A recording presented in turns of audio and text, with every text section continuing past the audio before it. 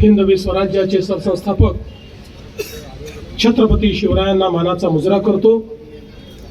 भारतीय राज्यघटनेचे शिल्पकार भारतरत्न डॉक्टर बाबासाहेब आंबेडकर यांना मानवंदना अर्पित करतो।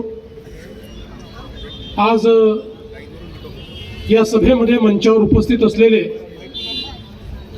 आपल्या नागपूर शहराचे अध्यक्ष आणि नागपूर महानगरपालिकेचे पूर्व महापौर माननीय श्री दयाशंकर तिवारी जी, आमदार प्रणय फुके जी, संजय भेंडे जी, सुधाकरराव कोहळे जी, गंगा प्रसाद गोलबंसी जी, अमर खोड़े जी, मल्लिकार्जुन रेड्डी जी, राजेश बागड़ी जी, संदीप भूषण शिंगणे जी, संदीप जाधव जी, संगीताताई गिरे, ममताताई ठाकूर, वैशालीताई चोपड़े, त्याचप्रमाणे शिवराणी खोडे, गिरीश गोलबंसी, कंचनताई बक्सरिया, शेषराव काळे गुरुजी, गुड्डू भाई, रमेशजी चोपड़े, विनोदजी बघेल, कमलेशजी पांडे, अशोकजी मानकर, या ठिकाणी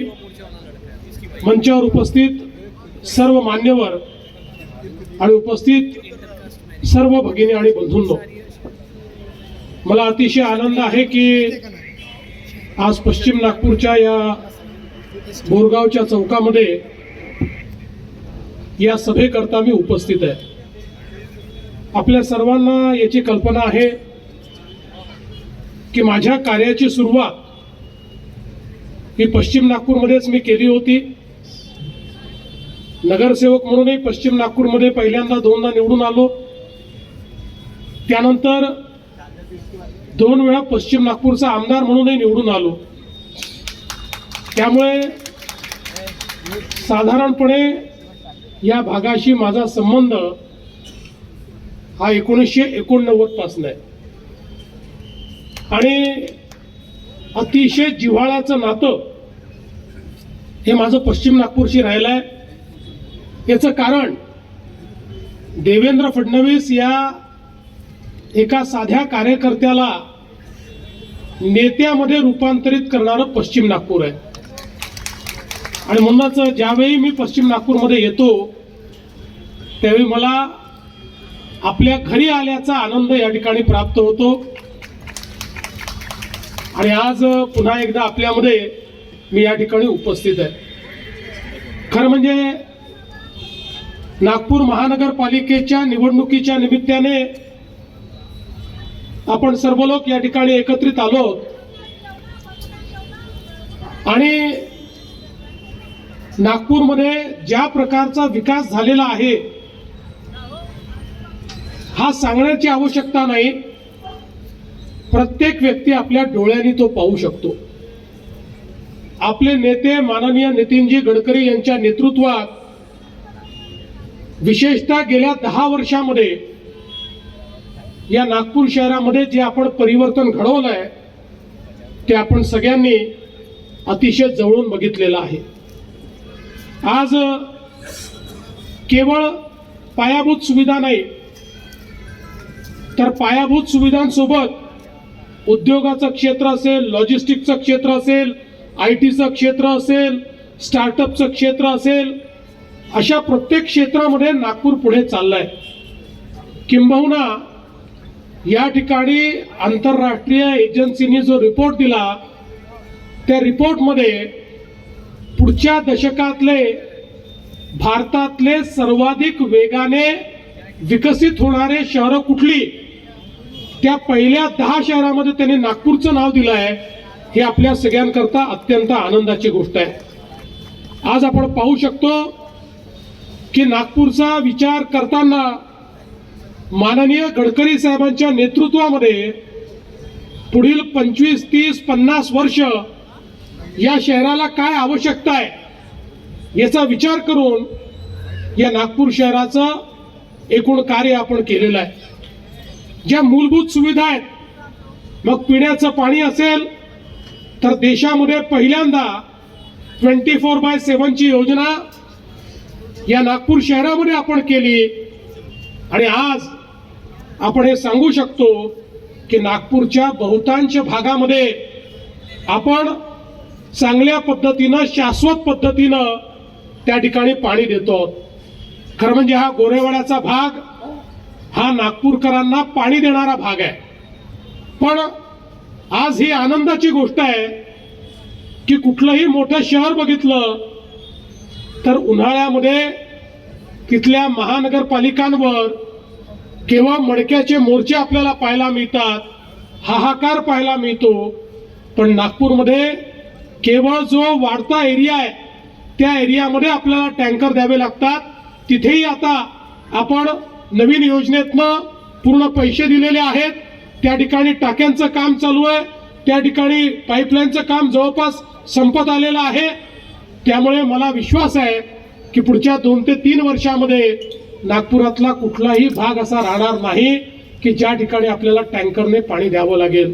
आणि म्हणून मोठ्या प्रमाणात पिण्याचं पाणी असेल, सांडपाणी असेल, या ठिकाणी आपल्याला कल्पना आहे की नागपूर हे पहिलं शहर ठरलं की ज्या शहराने आपलं जे मैल्याचं पाणी आहे त्या पाण्यावर प्रक्रिया करून त्यातनं गॅसही निर्माण केला आणि त्या पाण्यावर प्रक्रिया करून ते पाणी वीज निर्मिती करता विकलं आणि त्यातनं आज नागपूर महानगरपालिकेला मोठ्या प्रमाणात आवक होते आहे. एक नवीन नागपूरचं मॉडेल हे आपल्या महानगरपालिकेने तयार केलं आणि त्यानंतर इतर महानगरपालिकांपर्यंत ते गेलं. नागपूरमध्ये मोठ्या प्रमाणात सिमेंट कॉन्क्रीट रोडची कामं आपण या ठिकाणी केली. आज आपण पाहू शकतो एक काळ होता की नागपूर खड्डायुक्त नागपूर आपल्याला पाहायला मिळायचं. आज हळूहळू 4 टप्प्यांमध्ये आपण नागपुरातले बहुतांश रस्ते हे सिमेंट कॉन्क्रीटचे केले आहेत. पश्चिम नागपूरमध्ये देखील आपण जर या ठिकाणी बघितलं तर मोठ्या प्रमाणात सगळे रस्ते जे आहेत, मग आपण जिंगाबाई टाकळी ते गोपत्तीचा सिमेंट रस्ता केला, त्याचबरोबर गिट्टी खदान ते गोरेवाड्याचा सिमेंट रस्ता केला. या ठिकाणी हजारीपाड, जिंगाबाई टाकळी, उत्थान नगर या वेगवेगळ्या ठिकाणी आपण कॉन्क्रीट रोडची कामं त्या ठिकाणी केली. आणि या माध्यमातून मोठ्या प्रमाणात आपण पाहू शकतो की हे रस्ते झाल्यानंतर त्याला 25 वर्ष, 30 वर्ष, 50 वर्ष एक खड्डा देखील पडत नाही, त्याच्यावर पुन्हा पैसाही खर्च करावा लागत नाही. आज नागपूर शहर हे पूर्णपणे त्या ठिकाणी आपण सिमेंट कॉन्क्रीटचं शहर किंवा सिमेंट कॉन्क्रीटचे रस्ते त्या ठिकाणी केले आहेत. एवढंच नाही तर माननीय मोदीजींच्या, गडकरी साहेबांच्या नेतृत्वात या नागपूरमध्ये आपण मेट्रो आणली. मी मुख्यमंत्री म्हणून एक नवीन कंपनी तयार केली नागपूर मेट्रो नावाची. आणि आपल्याला मला सांगताना आनंद वाटतो, देशामध्ये सर्वाधिक वेगाने तयार झालेली मेट्रो ही नागपूरची मेट्रो आहे. आणि आता नागपूरच्याच मेट्रोला पुण्याचंही काम मिळालंय आणि इतर ठिकाणचंही काम मिळालेलं आहे. इतक्या वेगानं आपण ते काम केलं. पहिला टप्पा पूर्ण केला, दुसरा टप्पा आपण हातामध्ये घेतला, आता दुसऱ्या टप्प्याचं काम चालू केलंय आणि लवकरच तिसऱ्या टप्प्याचा विचार देखील आपण करतो. लोक म्हणायचे मेट्रो करतायत पण मेट्रोमध्ये प्रवास कोण करणार. पण आता नागपूरकरांना इतकी मेट्रो आवडली की रोज 1 लाखपेक्षा जास्त नागपूरकर हे मेट्रोने नियमित प्रवास करायला लागले आणि लवकरच 2 लाखापर्यंत ही संख्या जाईल, हे आपल्याला मला सांगताना आनंद वाटतोय. आज आपण बघा या ठिकाणी आपल्या पश्चिम नागपूरमध्ये आपण जिल्हा रुग्णालय बांधलं. त्या ठिकाणी मानकापूरचं आपलं जे स्पोर्ट्स कॉम्प्लेक्स आहे, मला सांगताना आनंद वाटतो. आता त्या ठिकाणी देशातलं सर्वोत्तम स्पोर्ट्स कॉम्प्लेक्स तयार होत आहे. त्या ठिकाणी शेकडो कोटी रुपये आपण दिले आहेत आणि तिथे केवळ स्पोर्ट्स कॉम्प्लेक्स असणार नाही तर स्पोर्ट्स युनिव्हर्सिटी देखील आपण त्या ठिकाणी तयार करतो की ज्या माध्यमातून आपले खेळाडू आंतरराष्ट्रीय दर्जाचे होतील. त्या ठिकाणचं एक खेळाचं मैदान हे आपण आंतरराष्ट्रीय स्तराचं करतोय. उद्याच्या काळामध्ये एखादी आंतरराष्ट्रीय स्पर्धा घ्यायची असेल तर आपल्या मानकापूरच्या स्पोर्ट्स कॉम्प्लेक्स मध्ये घेता येईल. इतक्या चांगल्या प्रकारचं इन्फ्रास्ट्रक्चर हे आपण त्या ठिकाणी करतोय.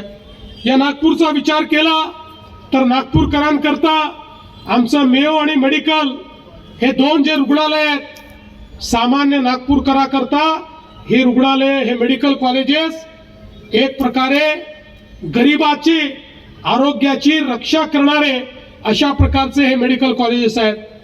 या दोन्ही मेडिकल कॉलेजला तिथल्या हॉस्पिटलला आधुनिक करण्याकरता 1000 कोटी रुपये आपण दिले आणि आज तिथे तुम्ही जाऊन बघितलं तर देशामध्ये अतिशय आधुनिक अशा प्रकारचे ऑपरेशन थिएटर्स, सगळं नवीन मशिनरी, नवीन वॉर्ड एखाद्या प्रायव्हेट हॉस्पिटलला लाजवेल अशा प्रकारची व्यवस्था आता मेयो आणि मेडिकल मध्ये आपण उभी केली आहे.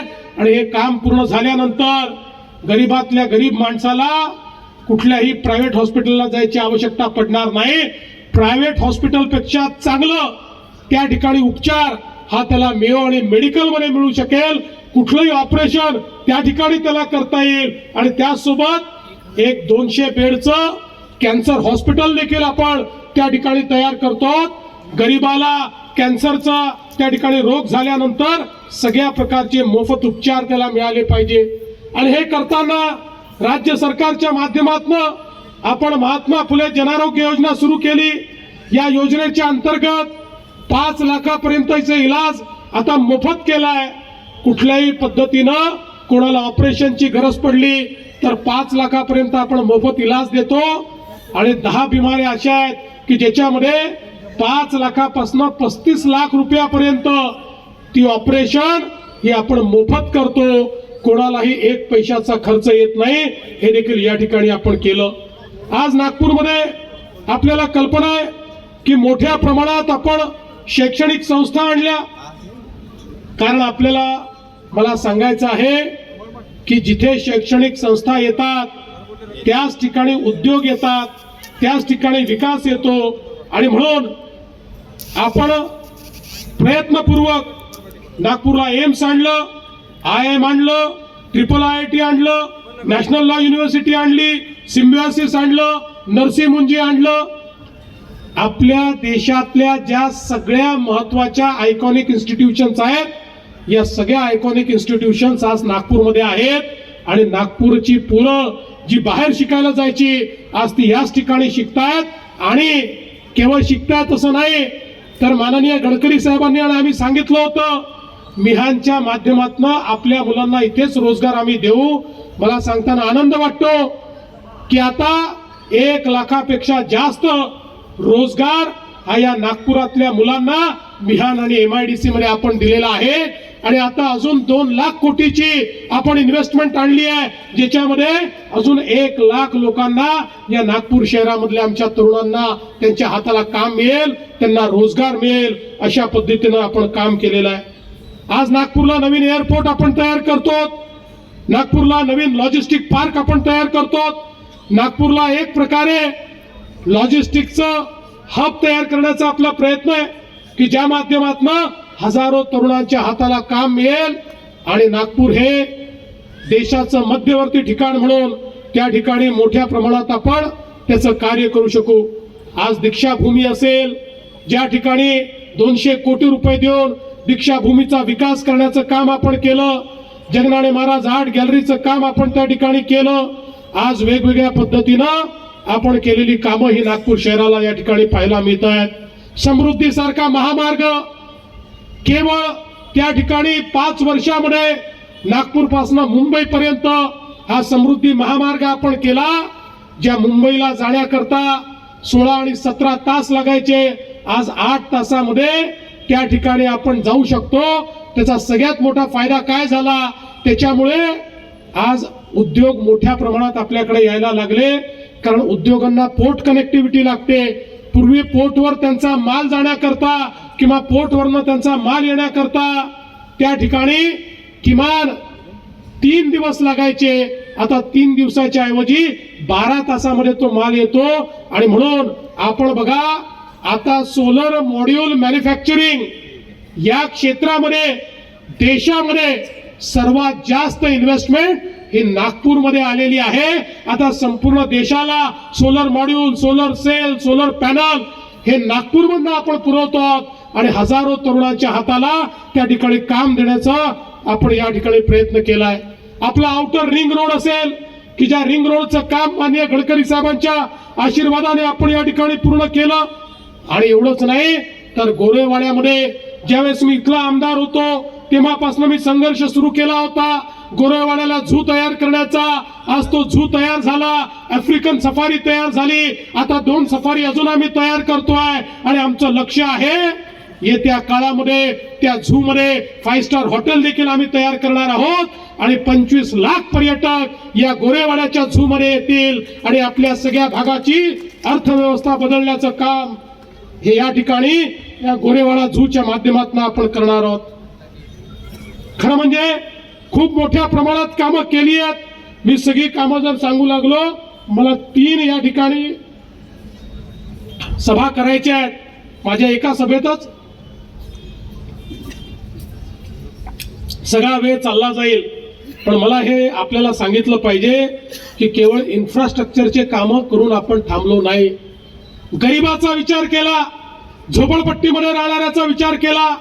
तुम्ही बघा या नागपूर शहरामध्ये इतक्या लोकांनी राजकारण केलं. वर्षानुवर्ष निवडणुका आल्या की झोपडपट्टीमध्ये पट्टे वाटप करण्याचा त्या ठिकाणी घोषणा व्हायची, पण हे पट्टे वाटप कधीच झालं नाही. पण मला सांगताना आनंद वाटतो आपल्या सरकारने तो निर्णय घेतला. आपण ठरवलं झोपडपट्टीमध्ये पट्टे वाटप करायचं. त्याकरता आपण सगळ्या प्रकारचे निर्णय गेले. आपण सुप्रीम कोर्टापर्यंत त्या ठिकाणी गेलो. ज्या झोपडपट्ट्या आपल्याकडे किंवा ज्यांची घरं झुडपी जंगलावर होती त्यांच्याही करता निर्णय करून आणला.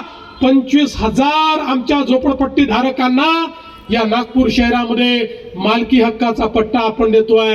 गिट्टी खदान असेल, जगदीश नगर असेल, गंगानगर असेल, इकडचा सगळा आपला झोपडपट्टीचा भाग असेल, टाकळीचा भाग असेल. आता या सगळ्या भागामध्ये प्रत्येकाला आपल्या झोपडीचा त्या ठिकाणी आपल्या घराचा मालकी हक्काचा पट्टा आपण देतो आहोत. कोणीही आता मालकी बिना राहणार नाही, कोणी अतिक्रमण धारक राहणार नाही. अशा पद्धतीनं गरीबातल्या गरीबाला त्याचा अधिकार देणारं अशा प्रकारचं खऱ्या अर्थानं आपलं हे सरकार आहे. आणि म्हणून बंधू भगिनींनो, आज केलेली कामं आपल्या समोर आहे. खऱ्या अर्थानं आपण ही जी सगळी कामं आहेत या कामांच्या भरोशावर या ठिकाणी मतदान मागतो. आपल्या समोर जे लोक आहेत त्यांच्याकडे नीती नाही आहे, त्यांच्याकडे नियती नाही आहे आणि काम करण्याची ताकदही नाही आहे. आज आपण बघा नागपूरमध्ये आपल्या नगरसेवकांच्या पाठीशी माननीय गडकरी साहेब आहेत, आपल्या नगरसेवकांच्या पाठीशी मी आहे. त्यामुळे हे नगरसेवक जे करू शकतील ते दुसरा नगरसेवक करू शकत नाही. आता भूषण भाऊंनी 2 मागण्या केल्या. भूषण भाऊ इतक्या छोट्या मागण्या आहेत. 16 तारखेला माझ्याकडे या, 16 तारखेला ही दोन्ही कामं तुमची करून देईल हे तुम्हाला या ठिकाणी आश्वस्त करतो. अरे आता हे जे आपले 8ही या ठिकाणी उमेदवार आहेत, खऱ्या अर्थानं या 8ही उमेदवारांना या ठिकाणी आपल्याला निवडून द्यायचं आहे. संदीप जाधवजी असतील, संगीताताई गिरे असतील, ममताताई ठाकूर असतील, भूषण शिंगणेजी असतील, या ठिकाणी शुभराणी खोडे असतील, कंचन आपल्या बक्साडिया असतील, वैशाली रमेश चोपडे असतील किंवा गिरीश गॉलबन्सी असतील. या 8ही नगरसेवकांची गॅरंटी मी घेतो. मी या नगरसेवकांना जे लागेल, यांच्या क्षेत्रात जे लागेल ते करण्याची गॅरंटी या देवा भाऊची आहे. हे सांगण्याकरता मी या ठिकाणी आलो आहे.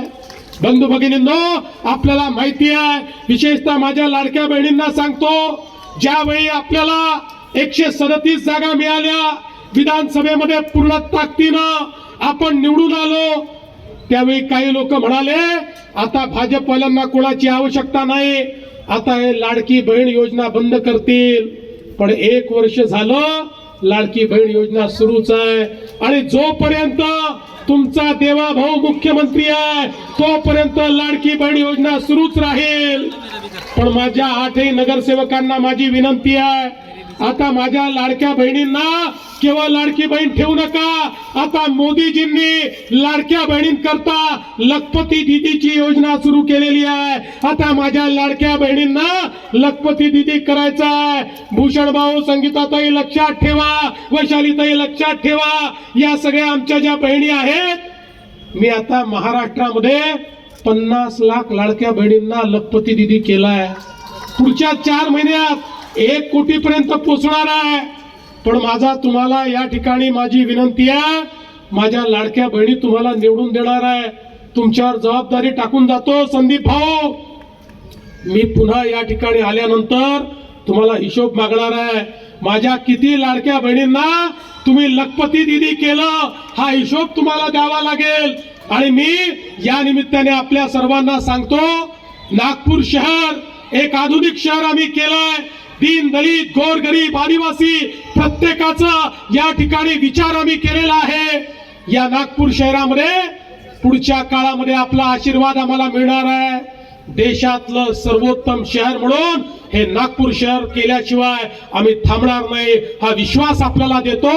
आणि येत्या 15 तारखेला आपण सगळ्यांनी त्या ठिकाणी मतदान केंद्रावर जावं, कमळाचं बटन दाबावं.